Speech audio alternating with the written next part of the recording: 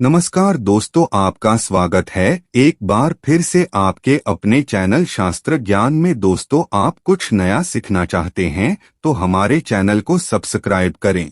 जय माता दी। दोस्तों, माँ भगवती दुर्गा की कृपा आप और आपके पूरे परिवार पर सदा सर्वदा बनी रहे। तो दोस्तों, नवरात्रि में पहला दिन बहुत महत्वपूर्ण होता है। आज के दिन हम माँ भगवती दुर्गा की स्थापना अपने घर में करते हैं। घर के ईशान कोण में चौकी स्थापना करके माँ दुर्गा को स्थापित करके हम कलश की स्थापना करते हैं, अखंड दीपक प्रज्वलित करते हैं, माँ का आवाहन करते हैं। तो प्रथम दिन बहुत महत्वपूर्ण होता है, माँ भगवती दुर्गा के स्वागत का दिन होता है। और शास्त्रों के अनुसार अगर हम नवरात्रि के पहले दिन कुछ विशेष कार्य कर लेते हैं तो इससे माँ बहुत ही शीघ्र प्रसन्न हो जाती है और फिर हमारी जो भी पूजा होती है, प्रार्थना होती है, माँ उसे बहुत शीघ्र स्वीकार करती है और हमारे जीवन में आने वाली समस्त बाधाओं को दूर करती है, समस्त कामनाओं को पूर्ण करती है। तो आज की वीडियो में हम आपसे बात करने वाले हैं कि नवरात्रि के पहले दिन हमेशा क्या करें जिससे कि माँ की कृपा हमें बहुत शीघ्र मिल जाए और हमारे जीवन में सुख, समृद्धि, धन, वैभव की प्राप्ति हो, संतान की प्राप्ति हो, या फिर अगर किसी भी विशेष कामना से अपनी माँ की पूजा आराधना कर रहे हैं। कोई भी आपकी ऐसी कामना है जो चाहते हैं कि माँ शीघ्र ही पूर्ण कर दें, तो नवरात्रि के दिन माँ को शीघ्र प्रसन्न करने के लिए आपको इन 9 बातों का ध्यान जरूर रखना चाहिए। तो वीडियो को पूरा जरूर देख लीजिए और अगर आपको आज की वीडियो अच्छी लगे तो लाइक भी कीजिए, शेयर भी कीजिए फैमिली फ्रेंड्स के साथ। और चैनल पर पहली बार आए हैं, अगर अभी तक आपने हमारे चैनल को सब्सक्राइब नहीं किया है तो चैनल को सब्सक्राइब करके बेल को जरूर प्रेस कर लीजिए। इससे यह होगा कि इस तरह की सभी वीडियो के नोटिफिकेशन आपको सही समय पर प्राप्त हो जाएगा। बात करें कि नवरात्र के पहले दिन हमें पहला कार्य करना चाहिए कि घर की छत पर आज हमें झंडा जरूर लगाना चाहिए। झंडा मतलब ध्वजा, लाल रंग का त्रिकोण झंडा होता है और उसके ऊपर जय माता दी लिखा हुआ हो। ये मार्केट में बहुत आसानी से मिल जाते हैं, नहीं तो आप घर पर भी स्वयं से बना सकते हैं। तो एक झंडा त्रिकोण आप लेकर माँ को पहले दिन उनके चरणों में अर्पित कीजिए जब पूजा कर रहे हैं सुबह। तो उसके बाद पूजा के बाद वह झंडा अपने घर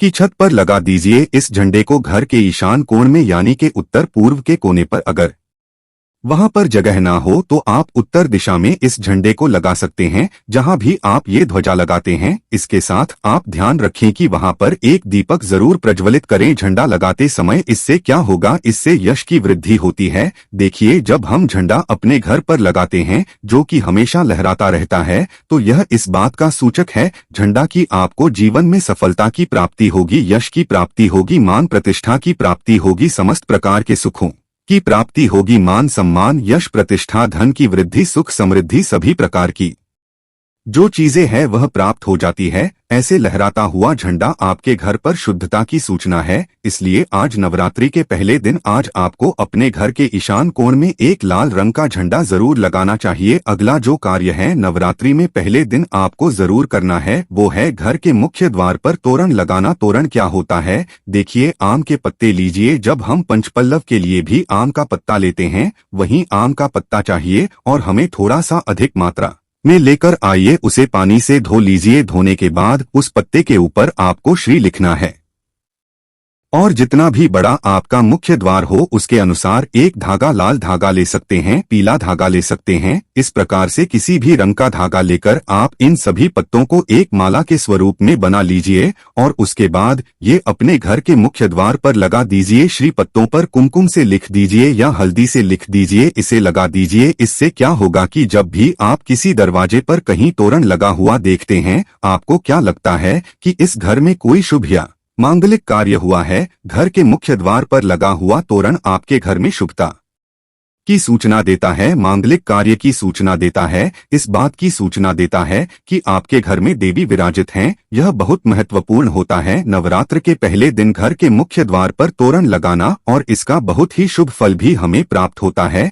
अगला जो कार्य है, तीसरा कार्य जो हमें नवरात्रि में जरूर करना चाहिए वह अखंड दीपक प्रज्वलित करना। देखिए, अगर घर में हम अखंड दीपक प्रज्वलित करते हैं तो अखंड दीपक प्रज्वलित करने से मन की कोई भी इच्छा हो, अगर आप सोचकर और मन में धारण करके अखंड दीपक प्रज्वलित करते हैं तो आपकी कामना बहुत शीघ्र पूर्ण होती है, लेकिन इसके अलावा दीपक इस बात का प्रतीक है कि आपके घर में किसी भी प्रकार की नकारात्मक ऊर्जा प्रवेश नहीं करेगी। दीपक इस बात का प्रतीक है कि आपके जीवन में किसी भी प्रकार की नकारात्मक ऊर्जा प्रवेश नहीं करेगी और मन से, घर से, हर तरह से नकारात्मक ऊर्जा को दूर करता है। दीपक इसलिए अखंड दीपक नवरात्रि में पहले दिन से लेकर और नवमी तिथि तक प्रज्वलित किया जाता है, जिससे कि शुभता का घर में वास हो, सकारात्मक ऊर्जा का घर में वास हो, और जहां पर सकारात्मक ऊर्जा होती है वहां पर सुख, समृद्धि, धन, वैभव की प्राप्ति होती है। मां भगवती वहीं वास करती है जहां सकारात्मक ऊर्जा रहती है। इसलिए हम घर के मुख्य द्वार पर तोरण लगा रहे हैं ताकि बाहर से, मुख्य द्वार से किसी भी प्रकार की नकारात्मक ऊर्जा हमारे घर में प्रवेश न करें। इसके अलावा जब हम दीपक प्रज्वलित कर रहे हैं तो हमारे विचारों में किसी प्रकार की नकारात्मक ऊर्जा न हो, इसके लिए हम प्रज्वलित कर रहे हैं। जब हम पूजा प्रार्थना कर रहे हैं, मंत्र जप कर रहे हैं, निर्विघ्न उसे हम पूर्ण कर पाए, इसके लिए अखंड दीपक प्रज्वलित किया जाता है। लेकिन अगर आप किसी भी कारणवश अखंड दीपक प्रज्वलित नहीं कर पाते हैं तो सुबह शाम दोनों समय जब मां की आराधना करें तब आपको शुद्ध घी का दीपक जरूर प्रज्वलित करना है, और सुबह शाम दोनों समय अपने घर में लौंग और कपूर की आरती जरूर कीजिए, जिससे कि घर में नकारात्मक ऊर्जा ना रहे और घर में सकारात्मक ऊर्जा का वास बना रहे। अगला जो कार्य है नवरात्रि में आपको जरूर करना चाहिए वह कलश की स्थापना। और देखिए, दीपक में एक और बात का ध्यान रखें। फिर हम कलश की स्थापना की बात करते हैं। दीपक में अगर आप घी का दीपक प्रज्वलित कर रहे हैं तो उसे आपको मां भगवती दुर्गा की मूर्ति के दाईं तरफ रखना होता है, और अगर आप तेल का दीपक प्रज्वलित करते हैं तो मां भगवती दुर्गा के बाईं तरफ आपको तेल का दीपक रखना चाहिए। तो इस प्रकार से दीपक का आप ध्यान रखें। जब भी आप तेल या फिर घी का दीपक प्रज्वलित करते हैं तो उसे सही दिशा में, सही स्थान पर रखना चाहिए। और अगला जो कार्य है घट स्थापना करना, यानी कलश की स्थापना करना। तीखी कलश की स्थापना जब हम करते हैं नवरात्रि में, कलश में हम सभी देवी देवताओं का आवाहन करते हैं। सभी देवी देवताओं का पूजन मां भगवती के साथ ही हम प्रतिदिन करते हैं। इस प्रकार से जब 9 दिनों तक लगातार हम समस्त देवी देवताओं का पूजन करते हैं, घर में आवाहन करके विधि विधान से विशेष रूप से हम उनकी आराधना करते हैं। क्योंकि जब हम मां का पूजन करते हैं पहले हम कलश का पूजन करते हैं, धूप दीप नए चीजें हम मां को अर्पित करते हैं विधि विधान से, और इसके साथ ही कलश को भी हम इसी प्रकार से अर्पित करते हैं। तो सभी देवी देवताओं की विशेष पूजा हम 9 दिनों तक कर रहे है तो हमारे जीवन में किसी भी प्रकार की कोई बाधा दूर होती है और कोई भी हमारी विशेष काम ना हो तो अवश्य पूर्ण होती है। तो कलश की स्थापना हमें जरूर करनी चाहिए। अगर संभव हो तो नवरात्रि के प्रथम दिन जो अगला जरूरी काम हमें करना है वह है जवारे होना, यानी कि सप्तधान्य बोना, जो कि हम मिट्टी में थोड़े से जॉब होते हैं जो कि हरे हो जाते हैं। बहुत सी ऐसी जॉब अंकुरित हो जाते हैं और ये शीघ्र ही अंकुरित तब होते हैं जब हमारे घर में अन्न होते हैं। तो यह इस बात की सूचना देते हैं कि हमारे घर में सुख समृद्धि आने वाली है, हमारे घर में मां भगवती विराजित हो चुकी है और घर में सुख समृद्धि धन वैभव सभी प्रकार की जो शुभता है उसका आशीर्वाद हमेशा दे रही है। तो घर में अगर आप जॉब होते हैं, सप्तधान्य बोलते हैं तो बहुत ही श्रेष्ठ माना जाता है। नवरात्रि के प्रथम दिन हमें जरूरी है करना चाहिए। और अगला जो शुभ कार्य है जो नवरात्रि के प्रथम दिन आपको जरूर करना चाहिए। वैसे तो बहुत से भक्त नवरात्रि के पूरे 9 दिनों तक व्रत धारण करते हैं। बहुत से भक्त जल पीकर या फिर फलाहार के द्वारा इस व्रत को धारण करते हैं। लेकिन अगर आप पूरे नवरात्रि व्रत धारण नहीं करते हैं तो नवरात्र के प्रथम दिन आपको व्रत धारण जरूर करना चाहिए। नवरात्रि के प्रथम दिन और अंतिम दिन यानी नवमी तिथि पर, यह अष्टमी तिथि पर आपको व्रत जरूर करना चाहिए। तो प्रथम दिन बहुत महत्वपूर्ण है। मां भगवती दुर्गा की आराधना करते हैं,